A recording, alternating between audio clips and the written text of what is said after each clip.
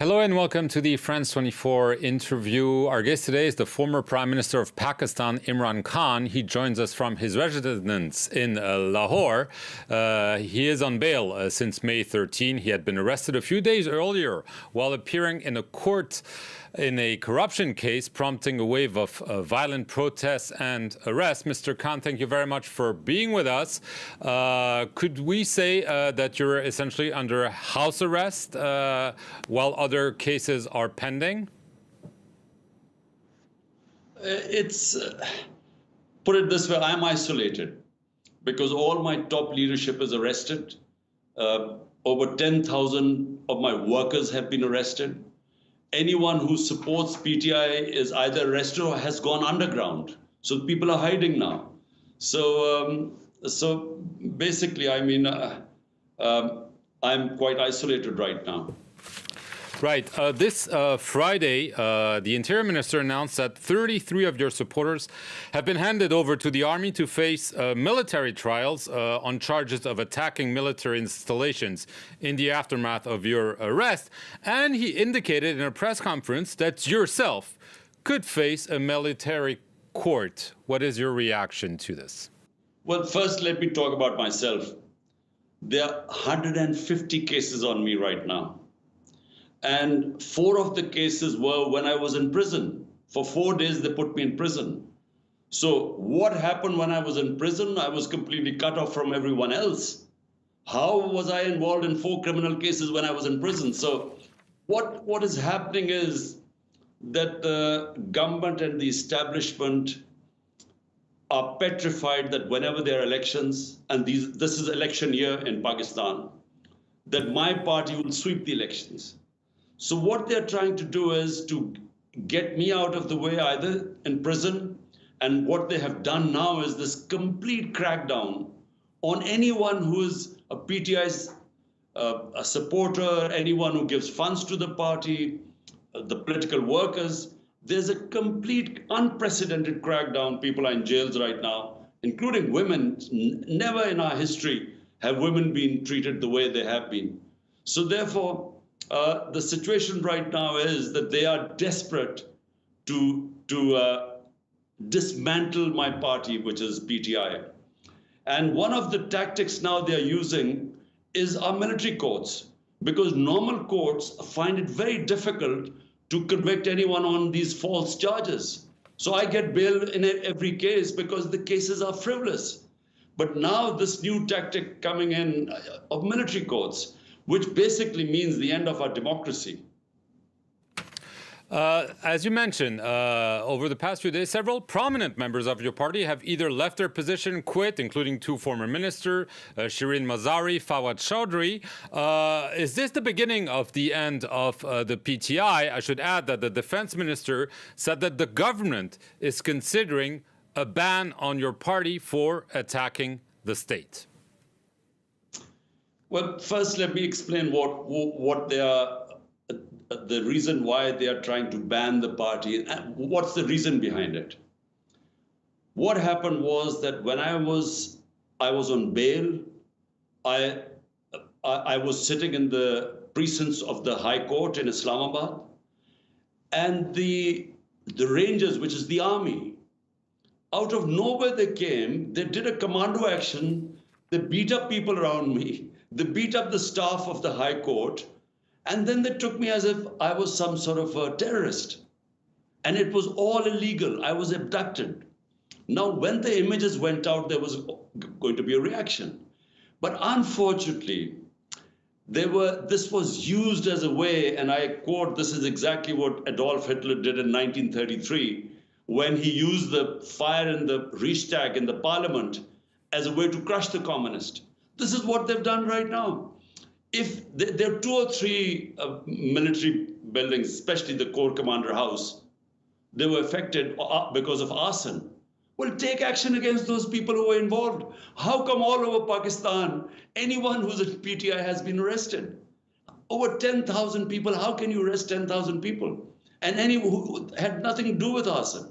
So it was just a pretext to really demolish my party, dismantle my party. And that's what they're doing right now. And these military courts is just, I mean, unheard of in a democracy. It means basically that our normal courts are not functioning. I mean, how can you have military courts in a democracy? Right. You've accused the Prime Minister and the head of the army to be behind what you describe essentially as a political vendetta, even some assassination attempts. You've also called repeatedly for early elections. However, I heard you say this week that you would be ready to form a committee to negotiate with the authorities and trying to find a way out and even step aside if need be. This sounds like an olive branch. Can you explain exactly what this is about? Look, my government was removed 13 months ago. Consistently, I have said that I'm a politician and we believe in dialogue and we want to talk.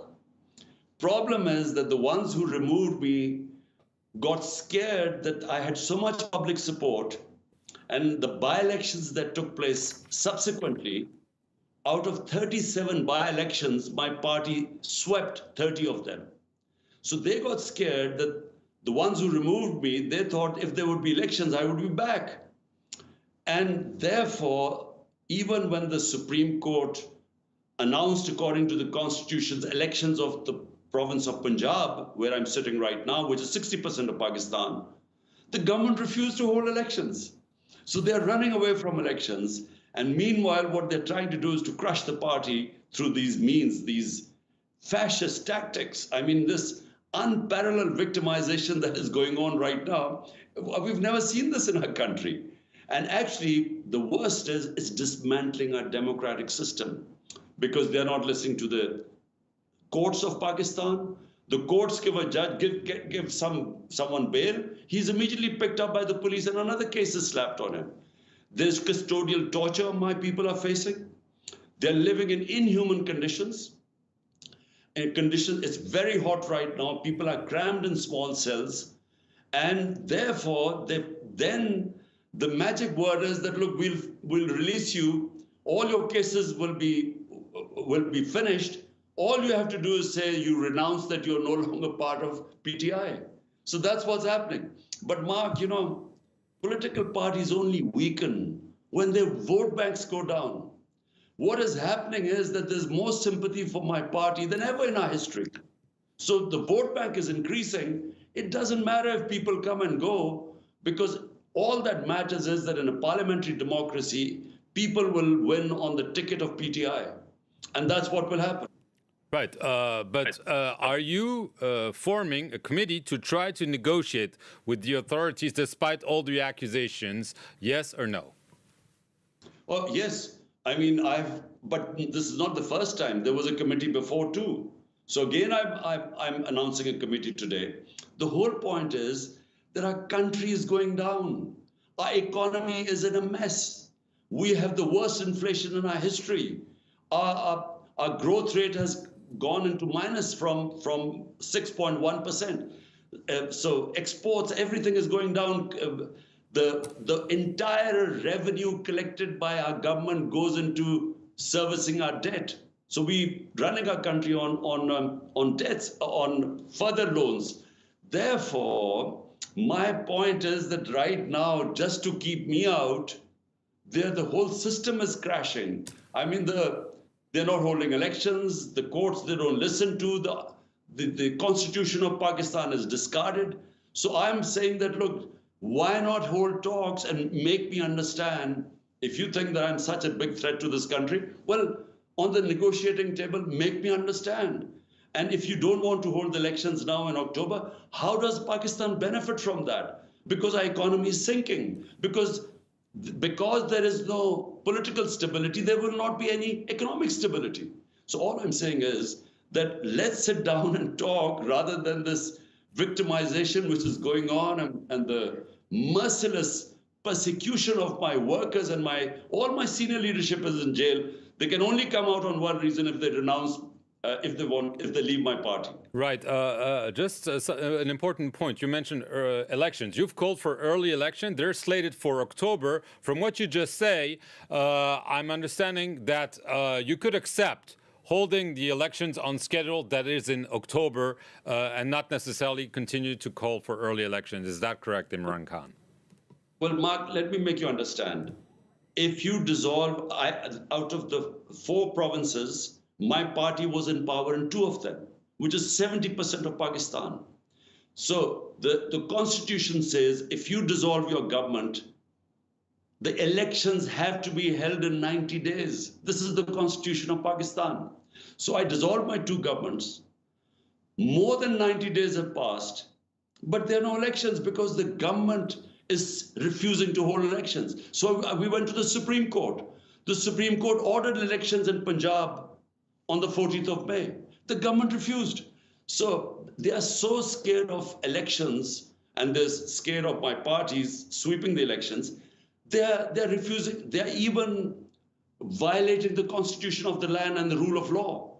So this is what's worrying right now. In the 2 provinces, according to constitution, there should have been elections. There are no elections.